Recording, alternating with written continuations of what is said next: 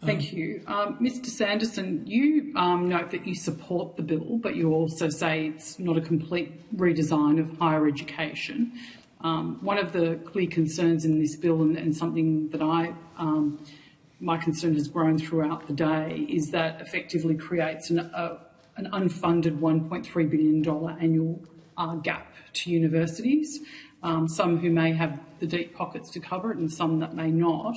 Are you concerned about any potential adverse consequences of this bill if it is passed as is, and what would be your key concerns? The bill is fundamentally wrong. It's coercive in its nature. As I said before, the federal government isn't capital constrained. It can fund anything it wishes that's for sale in Australian dollars. It's up to you blokes to put pressure on the Parliament. I think there's a fundamental misunderstanding of what tax is at the federal level.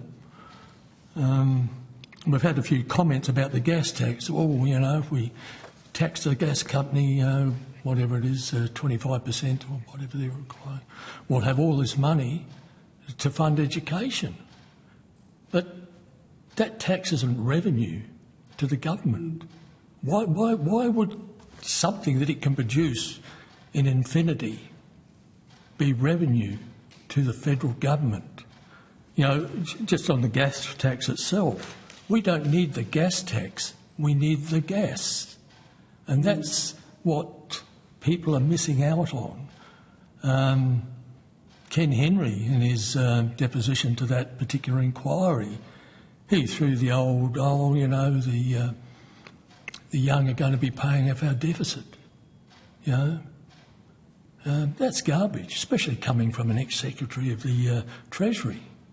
We could get rid of bonds tomorrow and the debts would disappear. They could use other fiscal muscles to do the job that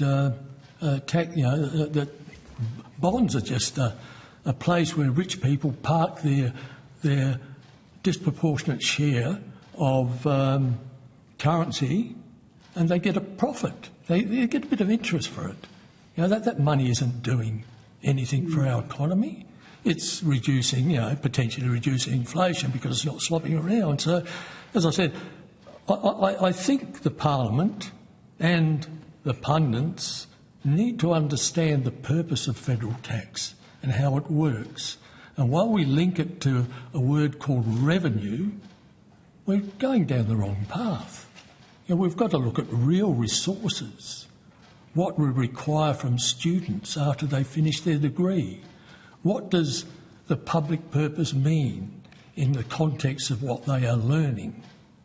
If they're learning to be candlestick makers, it's a pointless exercise. It's more of a productivity question in your view? Everything's a productivity question. If you have a country full of rent seekers, nothing gets produced. We starve. We don't go anywhere. We don't have anywhere to live. And that's another problem with the educational sector. The amount of rent seekers there now. You've got these blokes with massive egos that get enormous wages. For what? Bill Shorten, for instance, he dawdles out of Parliament. He goes over and he becomes Vice-Chancellor and President of the University of Canberra. Then they bestow upon him a professorship. A professor in practice.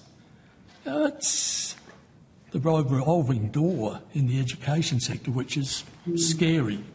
It is. Thank you, Mr Sanderson. We could probably have another whole day of hearings on those.